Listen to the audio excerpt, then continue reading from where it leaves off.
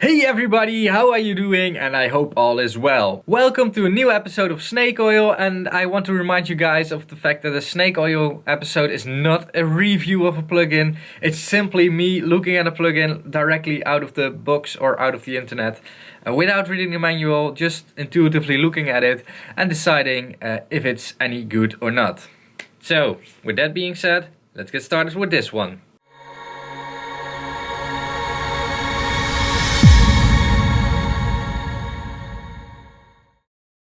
And today we're looking at the Perspective from Oscillot, if I pronounce it correctly. And Perspective asks you to trust your ears. What Perspective is, it's the ultimate monitor setup. It's based on 100% science, 0% hype. Hear better, sound better. Your ears is the most important gear you own. I think we all agree on that. If you don't agree with that, I suggest turning off the video, because then you need to start again with learning audio engineering. There is a better tool than your own ears. When processing and manipulating sound, getting the most helpful feedback from your studio monitors and headphones is of paramount importance. What use is that shiny new compressor you brought if you can't accurately hear what it is doing? How do you know that you're setting it up right? Perspective lets you turn your monitors into other coveted studio monitors, cars and consumer electronics with unprecedented accuracy at the touch of a button, without ever leaving the sweet spot. While you're at it, test your mixes on the road with Road Ambience recordings. Here to you work on the airwaves with the radio simulation and communicate with your talent through the fully functional talkback feature, all in one super loaded, hyper accurate plugin. Get Perspective on your sound. I'm still not 100% sure what it's doing. I think it's a bit like that speaker simulator from Audified, but with a bit more snake oil added to it. Not sure yet. I'm always skeptical. I'm not biased. I'm just skeptical, because otherwise, you know, such things have to prove themselves first. I'm not going to believe them. Let them prove it. So what I'm going to do is I'm going to press try. I'm going to get the plugin and get back to you in a bit. 2 days later. Alright, so I have it installed, and this took like 2 days to get this done, which is the longest time it ever took me to install a plugin. There were some issues with licensing and stuff, so yeah, it's running right now. And so what we actually have over here is actually a monitor controller. Like, we have the mono, left mute, right mute, dimming. We can flip the polarity of the left channel. We can flip left and right. There's a radio button that's not on a normal monitor controller, at least not on mine.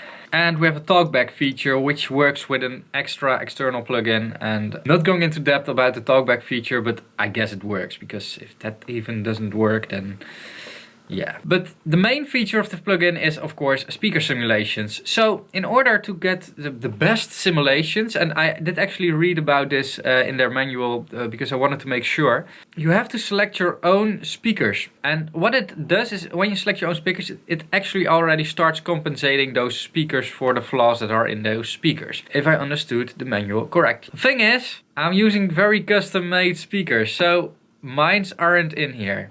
Now, the manual is saying that I can just keep it set at no speaker, and I would still have the same kind of experience that I would have when selecting one of the speakers in this list. Then I can select a whole shitload of speakers which I want to simulate. Let's do hard-boiled. I think they have added hard-boiled, which are the eggs from SE, and they have added hard-boiled because I think they couldn't use the name, because I think it was copyrighted. Anyway, let's do those Japanese classic, which are, I think, the NS10s from Yamaha. And let's see, are there more speakers that I do know a bit, have used before? Let's do smartphone. Alright, let's start the track from the root again. Here is Ascent Star.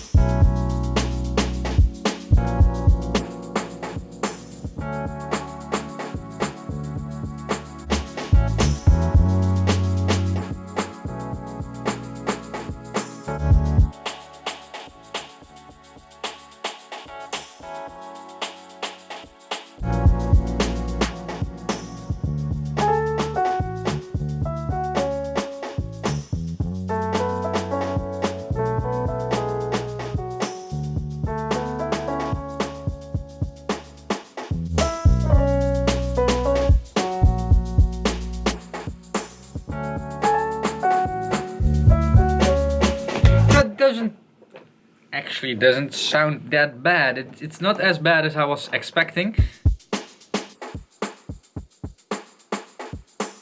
I would love to see a phase response of this. Like the Yamahas, the color of the Yamaha speakers is because of the phase response between the woofer and the tweeter, or what is it?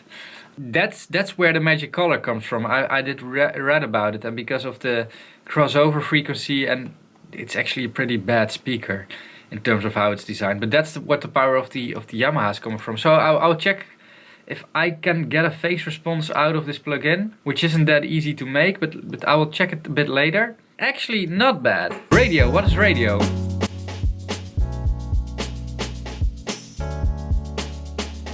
Ah.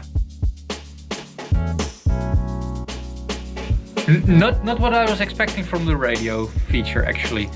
I was really expecting the Optimod sound from that radio button, like that really squashed radio sound, because that would be nice to have. So here's the thing that I'm worried about with this plugin. And if we look at their website, they are all talking about having a lot of different speakers to test your mix on. The problem with that is that you really have to know the speakers before you can check the mix on it. And one of the mistakes that people make is, we all say test it on a lot of different speakers, test it on your home theater system, test it in your car, test it on your phone, test it on your mains, test it on small speakers.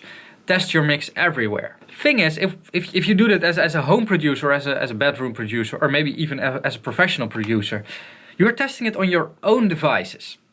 What this means is that you already know how it sounds in your home. You already know how it sounds in your car. You are used to that sound. That sound is imprinted in your brain. And if you're driving around listening to music, this slowly happens, and at a certain point, you know what you can expect from the sound in your car. And if you put your own track in your car, start driving around, listening to your own track, maybe in between different tracks, you will quickly notice what is wrong with that track, because that sound is imprinted in your brain. But this doesn't make any sense, because right now what you're going to do is check it on I don't know, Genelec 8040. But you have never listened to a Genelec 8040. So you will hear it and say that the vocals aren't loud enough. But maybe that's just how these speakers sound. And the risk is that you want to turn up the vocal in there, pull your whole mix out of balance. And that doesn't make any sense. Another story is mixing in different studios. I never go to a different studio to mix a track there, because I'm used to what it sounds here. It's imprinted in my brain. And if you want, you know, all these speakers imprinted in your brain, that will take a lot of time to get used to this. And the thing is, you can choose a few, but you still need to have, well, a few hundred hours of listening through these presets before you really know what you're listening to. If you use this plugin, if you buy this plugin, if you use this plugin, don't go crazy with this, because it will break more than it will make. Maybe this is enough information for you, then turn off the video. But I'm going to do one more test with this plugin to really check the snake oilness of this plugin, because I think it's actually doing what they are saying it's doing. I'm just against the idea of checking your mix on hundreds of different speakers, because you will never finish your mix then. Alright, so what I have down here is Smart. And what Smart is doing is it's receiving two signals. One of the signals is a simple pink noise coming out of Reaper. I'm sending this to Smart. And the other one is actually the same signal. I'm routing this also to the next channel. And on this channel I can put a plugin. And this is also going to Smart. And it's comparing those two signals against each other. So the top one is important. That is more important when you're measuring speakers. I'm not looking at that one. That's the impulse, delay, response kind of stuff. The middle one is the phase response. So it's looking per frequency at the phase response if there are things messing up in the phase response. And the bottom one, it's just the spectrum. And as you can see right now, everything is 0, so both signals are the same. But if I put a Pro Q on this and make a dip, we can see, and Smart goes pretty slow because it's always averaging. We can see a shift in phase response, and we can also see our curve in here. So that's how Smart works. So now let's put Perspective on here, and let's see what happens now. Alright, so that's interesting. So we're using that Japanese speaker, and we can see a large or a strange thing happening in our phase response over here, which is a positive thing. It doesn't look positive, but this is positive, because this phase response really looks like a two-way speaker, because this is where the crossover point. Do it with this speaker. Alright. Smartphone. Oh, that's a mess. That's a real mess. That's a real mess. And back to original. So let's also do like an Adam. Should also give a, yeah. Alright, so with that being known, let's go to their website again. Because what they are promising is a bit over the top, the ultimate monitoring setup. It's not, you only need 2 or 3 speakers and you already have them. Well, most people already have them. But they also promised on their website that they did very accurate speaker simulations. And I have to say, they are. Because they didn't just simulate the EQ of a speaker, like just a tone. They did really simulate the phase response and everything of that speaker. And that's a good thing, because if you're doing it, you better do it right. So, is this plugin snake oil? Definitely not. They're really simulating these curves and these speakers. Although it is built on top of the curve of your own monitors, of your own speakers, because they also have a tone, also have a sound. Even the most natural speaker, they still have a tone and a sound and some coloring. So you're building that on top of your own speakers. So you're not getting the Mix Cube or the NS10 or the Adam or whatever speaker. You're not getting that one. It's color upon color. And yes, you can compensate for that, but you have to have those speakers that are in this list. They have on their website that they are always, building more speaker patterns, but still, if you're like me and have like very custom made speakers, probably isn't going to happen that they will also be added to that list. So that's one issue, and the other issue is that don't get drawn in too far away with listening on a lot of different speakers, because you simply don't have a frame of reference in your mind. You cannot reference on those speakers if you don't know those speakers. That's my opinion, but is this snake oil? Definitely not. Just be careful with using it. And with that being said, I want to end this video of snake oil over here. Thanks a lot for watching this one. If you liked it, let me know with a thumbs up. Put a comment below with your thoughts on this plugin. You can try it out yourself. Also, while you're in the comment sections, let me know which plugin you want me to, well, not review, you want me to snake oil. Check out Patreon over here for supporting me and early access to content. I'm really building up a flow in there for content, so sometimes you get access a week earlier. Depends a bit on which week it is. Also check out one of my other videos over here. Thanks a lot for watching, and I'll see you guys again in the next one. Bye bye.